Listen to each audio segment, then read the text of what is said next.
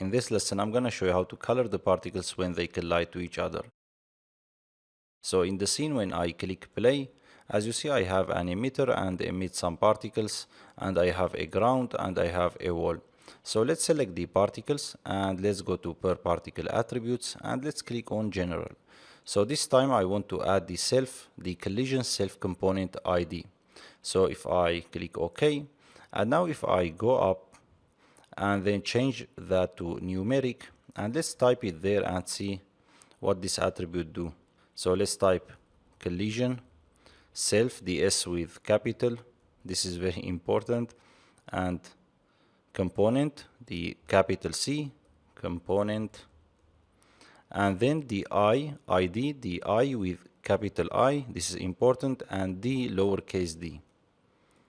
So let's hit enter, and now you see when the particles emitting from the emitter, they have negative value. So when I click play, and let's now go closer, and you see now they are turning. Let's play it again and see. Here, for example, I have the number, as you see, it's 25. So we have a collision there. So let's go back and change that to spheres. And now I want to write an expression in the runtime before dynamics or after dynamics. So let's type that. Instead of typing that, I want to copy this line and paste it there. So let's type if the collision self component ID is greater than 0, I want to color them with red color.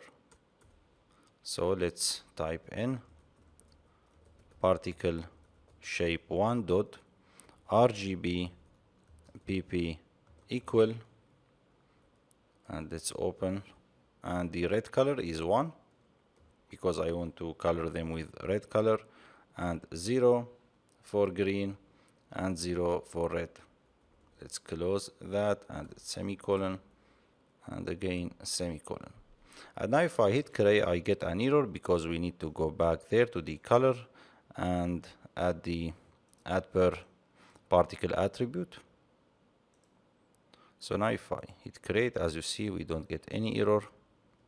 And now let's hit play and see. As you see now, the particles, when they are colliding to each other, they are colored with the red color. And notice if I go up there, I didn't change the lifespan mode to PP. So this is working in this example. Doesn't matter if you change that or not. So it's working.